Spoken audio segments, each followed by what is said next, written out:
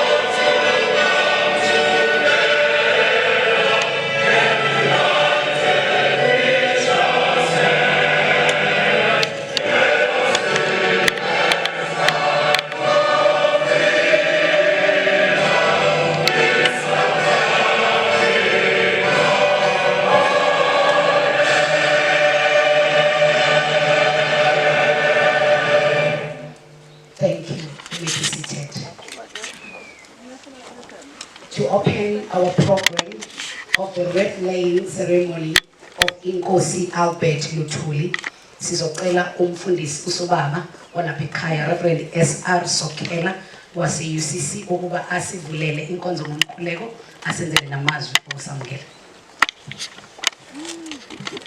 Sibonga kakhulu ithuba esilinikwa uchaplain wethu uhlonishwa umfundisi Magwaza, siyabonga kakhulu. Sibingelela samukela ngokuthobeka hlonishwa uNkulunkulu nabahlonishwa bonke ahamba nabo umndeni wenkosi Baba Luthuli, amakhansela nemayors ethu, local mayor and district mayors abaphakathi kwethu, siyathobeka kakhulu, siyabonga ibandla lonke elikhona egameni lenkosi. Lona umuzi sewabizwa ngokuthi umuzi wokuphambukela, waziwa njengeGroundville Congregational Church, kodwa sesiphe igama elisho ukuthi umuzi wokuphambukela ngenxa yokwazi ukuthi uBaba Luthuli nomama uMabhengu nabafundisi and leaders of this community babelenza leli sonto beyikhala bonke abantu. Ngakho bonke abantu mabefika lapha bathola ikhaya. Ngakho zizeleni nisekhaya egameni lenkosi. Amen. Come, let us pray. Bawethu ongcwele, senkosi yethu Jesu Kristu, siyakudumisa, siyakubabaza, siyakubonga ngalethuba siphalwa nekuseni ukuba sime kule ndawo njengebandla lakho, kakhulukazi kulesi sikhathi simbaba phezu kwamathambo inceku nencekazi yakho abazinikela baba wethu ongcwele, bakuvuma njengenkosi nomsindisi, bangagcina lapho kodwa baba baholi bomphakathi ababewakhele, bashintsha impilo zabantu. uNkulunkulu ongcwele, bengakhohliwe beqonda kahle ukuthi beze emhlabeni ukuba bazoseva icebo obamisele lona. Ngakho masimi lapho phezu kwabo, phezu kwamathambo abo, sizozikhumbuza nathi ukuthi we are called to serve. We are called to serve your will and your purpose. Ngesikhathi sokuphila kwethu silekelele Baba to be faithful in our calling, ukuze mhla usibiza kube kulula, kube mnandi kithi ukuthi sithi yebo Nkosi siza kuwe. Basebenzisa icebo lakho nakho konke osibuse nakho.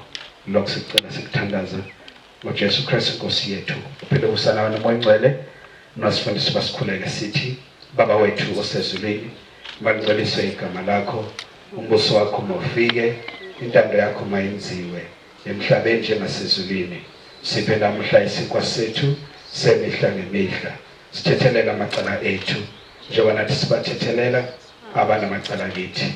Ungasingenise ekulingweni kodwa usindise kokubi ngoba umbuso wakho namandla nobukhosi kuze kwephakade. Amen. Thank you so much. So baba. I-program yethu ayizukuba yinde kakhulu imfishane ngendlela emangalisayo. Kulabo abangangazi igama lami ngu-Apostle Lungi M Magwaza, Provincial Chaplain waKwaZulu Natal. Ngizocela ukuba sibe mindful ukuthi inhloso yethu nje namhlanje is the wreath laying kwingqala butho iqhawe esinalo okuyinkosi uLuthuli. Ngizocela ukuthi ngalawo mazwi ngidedele umhlonishwa uNdunankulu waKwaZulu Natal, the Honorable 18 Ntuli, abe namazwi angawadlulisa ngaphambi kokuba sidlulise izimbali. Mpemba.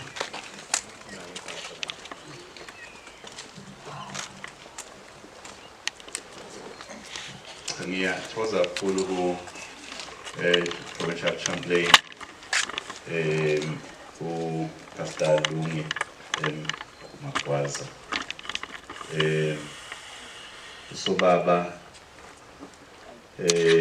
siyathokoza kakhulu ngibone nobaba bafundisa abanye bakhona lapha namhlanje. Umndeni wabaLuthuli nabomshibe ngiyathokoza kakhulu kumama oyindodakazi kanye nomzukulu nesizukulwane sonke esikhona namhlanje. Abahlonishwa oNgqongqoshe, umhlonishwa uLGB uDuma, nomhlonishwa okuyena ohlelela izinhlelo, umhlonishwa uKhawula wa Sports Arts and Culture, nomhlonishwa umfundisi uZondi, nomhlonishwa umfundisi uThezi, bonke abangongqongqoshe bethu okuyibona asebefikile. Umhlonishwa imya yethu yeLembe Mthiya, nomhlonishwa uDept Mayor wala ekhaya kwaDukuza, nomhlonishwa imya yethu yakwaMaphumulo ekhona phakathi kwethu. Ngizwe ukuthiwa khona nabahlonishwa amakhansela abakhona khona nekhansela lesigceme lesi esikuso namhlanje. Ngiyafisa ukuba ngithokoza kakhulu kubo bonke abakhona abasebenzi, ikakhulukazi ngoba kukhona no acting DG Mr. Zulu. Ngithobe kakhulu nababeyindaba abakhona. Ngizoba mfishane kakhulu ngoba ngithobe kakhulu ukucala kusobaba ukuba nomndeni bazivumele ukuba sidlule sihloniphe ubaba inkosi uLuthuli. Bawethu, umlando wenkosi umlando ongafuniseka, umlando ongacingwa, owaziwa ngisho ingane encane, ngoba ibona abaqala uhambo lolu olusemqoka abalithathele emakhosini uba nawe evele inkosi, ngoba lo mzabalazo esugubhayo namhlanje inkululeko, umzabalazo khona wawuqala emandulo uliwa amakhosi. Kwazi ukuthi uKhongolose lapha eBloemfontein ngo-1912 bahlangana khona befuna ukuba bawunikeze amandla bawuqhubezele phambili. Manje ke inkosi ubaba uAlbert Luthuli naye uqobo uyingqalabutho ebuholini lomzabalazo namhlanje esigubha inkululeko, ngoba ukuba abazange basukume bahole lomzabalazo ngabe impela namhlanje asikho lapha esikhona. uNkulunkulu ke usithumile encwadini yakhe engcwele ukuba singabalibali asebedlulile sibakhumbule, ikakhulukazi yena nomndeni wakhe sibakhumbula ngesignificance yabo emzabalazweni wethu. Esithokoze kakhulu mangabe sizwa ukuthi ne-inquest isivulwe kabusha ukuze umlando wethu ubhaleke ngendlela ecorrect. kungalokhu kuthiwa hayi wawe building loyana washayiswa isitimela, kodwa ukuqophe into okuyiyona yona. Ngiyavumelana-ke nomzukulu wenkosi ngoba mayiphawula ngixoxa naye ukuthi ngabe ngcono kube umntwana waphinda angena usekhona naye abeke ivision yakhe, ngoba thina inkosi asiyazi ngamehlo ngoba sizingane, kodwa owafundisa inkosi umntwana waphinda angena. Inkulumo yakho bengayiqedi engakhulumanga ngayo esixoxela ukuthi iyona eyamgqugqumezela ukuthi abambe lo msebenzi awenzayo wepolitiki, ngoba ngilayo inkathi ezokhethwa eyoba uchief minister wakwaZulu kwaba yiyona inkosi neyamgqugqumezela nangenkathi othatha ubukhosi, ngoba phela inkathi efunde eFort Hare wayehlala la ekhaya ededlula khona ngasonke isikhathi eya noma ebuyele emuva. Iyona eyamgqugquzela hamba uyothatha ubukhosi, ku strategic ukuthi uyothatha ubukhosi. Manje ke siyazi ukuthi namhlanje akubona nje kuphela ukuba sizobeka imbali, kodwa sizoyikhumbuza nathi ukuthi singobani. Ngoba masikhuluma ngathi asikwazi ukushiya ngaphandle inkosi uLuthuli. Ngakho ke ngamafuphi siyathokoza kakhulu ukuba uhulumeni ungashalazeli inkosi. Sithi uma sila sesiqinisekisa ukuba sizohlangana nomndeni sizokhumbula inkosi, ngoba nala siyakhona nje esiyohlangana khona nomphakathi seyixoxa lenkonzo engaphezulu kwethu. Masikhuluma ngenkosi uLuthuli ingaphezulu kwethu, kodwa nje kuba uNkulunkulu asiphelele ithuba kuba sizoma nathi kulomlando ojule kangaka waseNingizimu Afrika. Phakathi mndeni nazi ukuthi nibaleke kangakanani, ngoba uma kwathintwa nje igama lenkosi ngisho nangaphesheya bayazi ngenkosi. Sengazi ukuthi ke uhambe oluhambayo ngahlala uhambe ukuhambela phezulu ukuze njalo nihlale niqhakambisa uqhawe bayo inkosi, ngokuthi emlandweni ninikele umnikelo omuhle nani nunikelela isizwe sonke njengoba nayenza ninikelela nani uqobo njengomndeni. Engithi lawo mazwi ngibona ukuthi ngawadlulisa ukuthobeka kakhulu ngokuthi nanabahlonishwa ngqongqoshe nje ukuthi bakwazi ukuvuka ekuseni bevuka kude beze lapha, lokho kukhombisa ukuthi ngempela bekubaleka kangakanani ukuba sizobeka ukuhlonipha kwethu kwalesi sikhathi samanje kahulumeni wethu wesifundazwe, kubaba wethu inkosi esithokoza kakhulu ngaye. Sengathi umphefumulo wayo lapha ekhona kanye nomphefumulo kamama uMabhengu sengazi ukuthi bangaphumula ngokuthula, uNkulunkulu abakhumbule ngazo zonke izikhathi. Wayesixoxela ukuthi umntwana ngenkathi kuyomukelwa iNobel Peace Prize umndeni wamcela ukuthi ahambe ngoba bengasekho abaningi abadala, wamcela ukuthi ahambe abekhona abaphelezele bahambe bayomukela. Ubumbano olumangalisayo olukhonjiswa abantu abadala. Ngangingamangali mina mangona wayomongameli oqala wezwe wentando yeningi uDkt Nelson Mandela ukuthi ubudlelwano ababenabo nomntwana inkosi Mangosuthelezi obabujule kakhulu, ngisho maye ephumele ngaphandle amnika ukuthi akasala phathizwe aethe, okwakhombisa ukuthi they were teaching us the importance of unity. Lo hulumeni of provincial unity ngicabanga ukuthi wapredict by izenzo zalaba bekhona phambilini, ngoba even ngisho ngo1975 sekusungula iIFP kwaba uyikhongolosi owathi ayisungulwe, uyena wabusisayo wathi ayisungulwe iIFP iyona ezoqhubezela phambili ukuba undermine uhulumeni lona obandlululo. Uyexoxa nje ubaba uJeff Hadebe uthi ngenkathi bebedingisweni babenikeza umyalelo ukuthi hamba nifine ijoin impela yona inkatha leyo ngoba iyiqhinga lethu.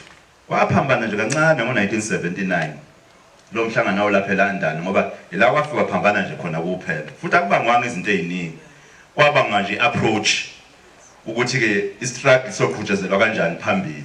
Kungabe kufanele kube lokhu am struggle noma kufanele kube nanama sunshine, kwabanga nje lokho kuphela, kukho okunye. Kwaze kwathi ngo1976 kulolu dlamo laphana le eGoli eSoweto nakhona kwaphambana nje kwi-approach kuphela. Otherwise umlando wona wawukhombisa ukuthi lesi sikhathi siyofika sokuba sibe no government of provincial unit. Njengoba namhla sihlezi wayengazi nje ukuthi uDumi ukahlala eduze kwami kanje. Ngiyazi ukuthi wathi maye addressa ngale nje naye ehlezi nomndeni wakhe asho okunye akasakwazi ukusho manje. Mabe ngambuza ukuthi usengaphinda la magama ukuthi ake mina kancane lesiphazamisa uhulumeni obumbano lo. Kanjalo nami ngangazi ukuthi ngeke ngihlale nje eduze kwakhe kanjena ngoba sasike sidudulane lapha emsakazweni. Kodwa ngenxa yalaba bahamba phambili kuyasiphoqa ukuthi siqonde ukuthi umbuso wabantu bonke ukubambisana kusemqoka ukuze sakhe kabusha ngoba we have a responsibility ejule kakhulu kabi beyond ipolitiki, irresponsibility yokuqhubezela lokho abakufela, because they did not die for politics. Bafela into ejule kakhulu, bafela impilo zabantu ukuthi zibe ngcono. Manje ke we have that responsibility that we must carry forward as government. Okwethu kufa sihamba siphila okuyikhohlwa thina bese sifela abantu sihamba ngokuthi siphilela abantu izenzo zethu kube izenzo umuntu angadideki ukuthi lezi zenzo yayiphilela abantu. If sohluleka ukuphatha leyo nkonzo kahle, would have failed inkosi Albert Luthuli, would have failed over Oliver Tambo, Dr. Nelson Mandela, omntwana inkosi Mangosuthu Buthelezi nabaningi, would have failed them if singayikwazi ukuthi bona babebhekene nesinye isikhathi babelwa ngendlela ehlukile.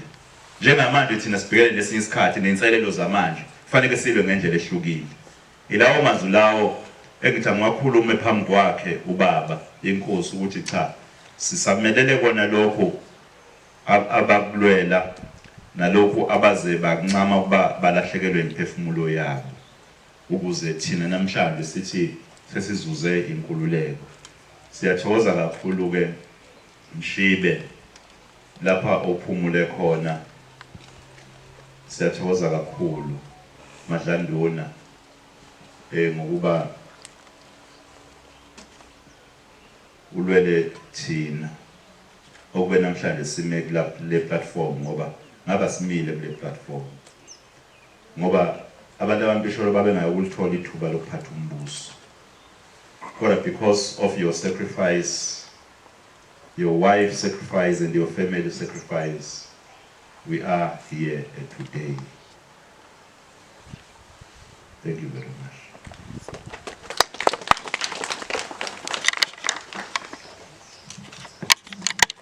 Siyathokoza kakhulu uNkulunkulu umhlonishwa umphemba. Ngiyacela ukuthi sicele uReverend Sokhela kanye nabafundisi abakhona uba siyenze i-red blessing ukuze sokwazi emva kwalokho ukuba senze inkonzo yokubeka kweyimbali. Kodwa ngiyacela abafundisi kunompostoli uMagubane, umfundisi uMkhize kanye nomfundisi uMthethwa bakhona la bilembe esikhona namhlanje. Thank you bafundisi bami ngokuba nifike nibe kanye nathi. Sizokhuleka nje senze isibusiso bese siyenza njalo. Wozani sikhuleke, wozani sikhuleke, wozani sikhuleke, uJesu inkosi. Please lead us in prayer. Just tell about the fruits of Jesus specifically. Baba ingcwele nayisenkosi yethu Jesu Siseni sesihlangene kule ndawo ngalolu hlobo. Thank you for your presence as we are going to lay lezi mbali as a symbol of our remembrance. We just speak your blessing upon them and the leaders and the family. Lead us and guide us in Christ Jesus' name. Amen. you so much bafundisi. Ngizocela ukuthi ngale ukuthatha isikhathi eside. Mrep, you can help me baba. Sizocela uqale ukuthi imbali zibekwe umhlonishwa uNdunankulu, the first citizen of KwaZulu Natal, Honorable 18 Ntuli, okuyena ozothatha imbali. Emva kwakhe kuzobe sekulandela oyimember noma olimele kwimndeni, bese emva kwalokho kube umfundisi omele ibandla uReverend Sokhela, emva kwalokho kube umhlonishwa noma ngithi abahlonishwa bonke o-MEC esinabo, kukhona imbali abazobe sebeyithatha. Emva kwalokho kube khona u-district mayor wakwaDukuza uzobe ehamba nabo bonke omeya ukuba nabo kube khona imbali abazoyibeka. Ngiyathokoza kakhulu. Oh, come let us adore him. Oh, come let us adore him. Oh, come let us adore him. In Christ the Lord, come let us adore him. Oh, come let us adore him. Oh, come let us adore him. Oh, come let us adore him in Christ. Come let us adore him. Oh, come let us adore him. Oh, come let us adore. Abahlonishwa ongqongqoshe. Oh, come let us adore him in Christ. Come let us adore him. Oh, come let us adore him. Oh, come let us adore him. Oh, come. Abahlonishwa izimeya ziholwa u-district mayor. In Christ. Oh, come let us adore him. Oh, come let us adore him.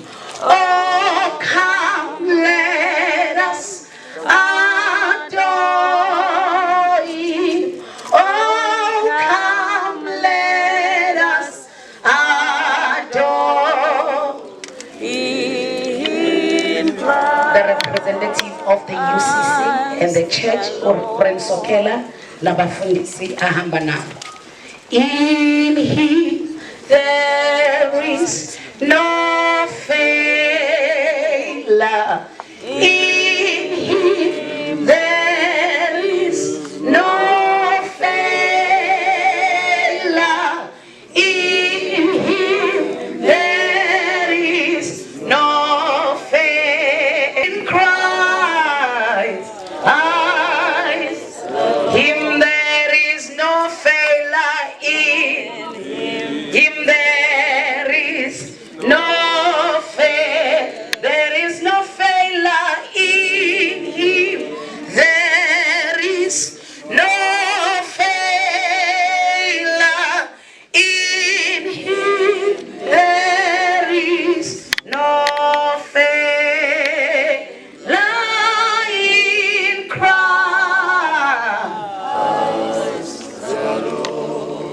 Thank you so much, bahlonishwa, hlonishwa Ndunankulu, hlonishwa ungqongqoshe nabahlonishwa izimeya, abafundisi bonke kanye nomndeni wakaLuthuli okuyiwona ebengucela ngokumelwa uMr. Sandile Luthuli Madlandona ukuthi kube namazwi eniwadlulisayo njengomndeni. Singahlala phansi. Sanibona nonke ngiyanibingelela egameni lenkosi uJesu Kristu. Amen. Apostle Magwaza Njinji ngiyabonga. Mfundisi wami uSokhela Mshasi. Ndunankulu uMphemba. Ngidlulisa ukubonga naku MEC abakhona, MEC uKhawula. Ngiyambona noNondaba ukhona. Nomhlonishwa uDuma noShenge umfundisi uButhelezi. Siyabonga ukuba nani namuhla ukuthi nizokhumbula leliqhawe labamadlanduna likhotheme lilele khona la nentokazi uShongololo uMabhengu owayemsekile bona wonke umzabalazo ayophethe. Kulamasonto amabili edlule sibonile ukuqala kwe-inquest.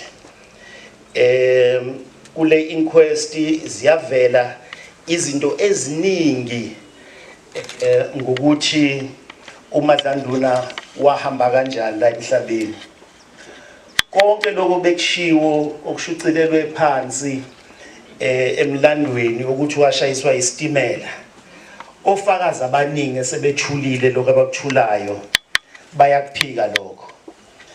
Kuseza amasonto amabili ezayo ayi-inquest sisazozwa kwabanye ofakazi abazogonyuluka ukuthi bona bathini ngembangela yokuthi leliqhawe lisishiye. Kodwa ukusijabulisa kakhulu ukubona indlela iNPA ewuphethe ngayo nomsebenzi. Uyabona ukuthi bahambile bayophenya. Bangena kuma archives. Kwaphuma izincwadi ezazibhalwe womanji. Sebeliqule icala lingakaqali. Uyabona? Ziyavela izinto ezifana nalezo. Lokho kuyasijabulisa kakhulu ukubona such an important arm of the state in the form of the NPA yenza umsebenzi omuhle ngalendlela ewenzile. Mphemba uma ngidlula kuleye inquest ngithi ngithule kuwena nasesidlangalaleni sonke ukuthi njengoba silungisa umlando ukuthi inkosi uLuthuli yashona kanjani, ikhona enye indaba kumlando wayo inkosi uLuthuli ekudinga ukuthi siyilungise.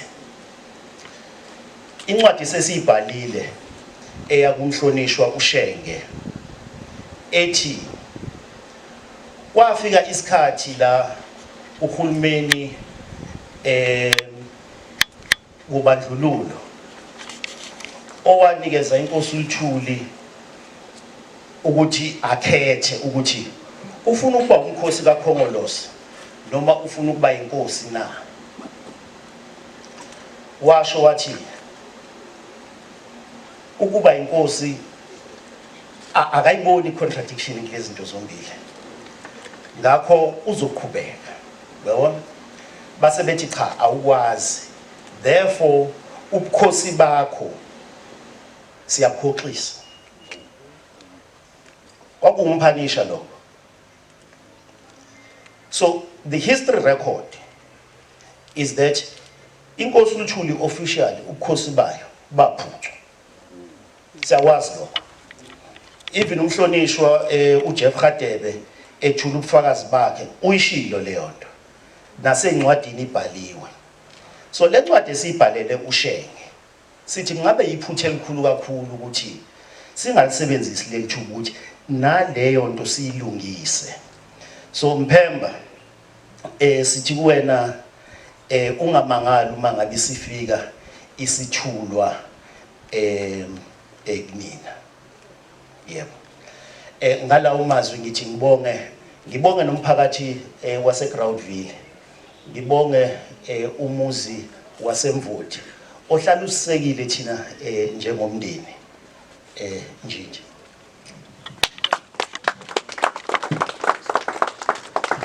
Ngiyathokoza kakhulu Mshibi.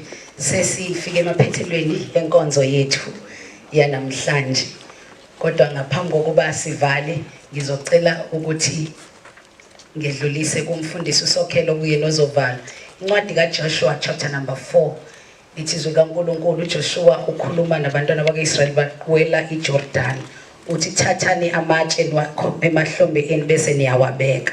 Bese ethi verse number 6, uma seniqeda ukubeka lamatshe ayoba isikhumbuzo kubantwana benu ukuthi uNkulunkulu wanqamula amanzi eJordan. Namhlanje sicommemorate a Freedom Day, kodwa namhlanje sizetsheni lenkosi ukuyisikhumbuzo sokuthi uNkulunkulu wake wavusa abantu ukuba balwele izwe, ukuba abantu bakhulule umuntu omnyama. Namhlanje sizokuthi leli tshe liyisikhumbuzo nabantwana babantwana kuze kube izizukulwane ezedlule zesikhombisa ukuthi kukhona uNkulunkulu akakwenza eSouth Africa. Mfundisi uSokhela, cela ukuba usivalele lenkonzo ngomkhuleko. Ngiyabonga kakhulu ngethuba esilitholile namhlanje. Amen. Ngatsombisa ukhethe kahle. Ivuthiwe lo Jabuleni.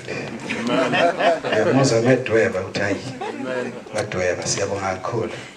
Sifike emaphethelweni basiphetholele lesigaba sethu ngoba sivale ngomkhuleko bese sibuyele esontweni nakhona siyokwenza umkhuleko. UNdunankulu abingelele ibandla limbone ibandla bese ke kuqhubeka indlelo zosuku. Cela siphakame sivale. And now may the grace of our Lord Jesus Christ, the love of God, and the fellowship of the Holy Spirit with us all, now and forevermore.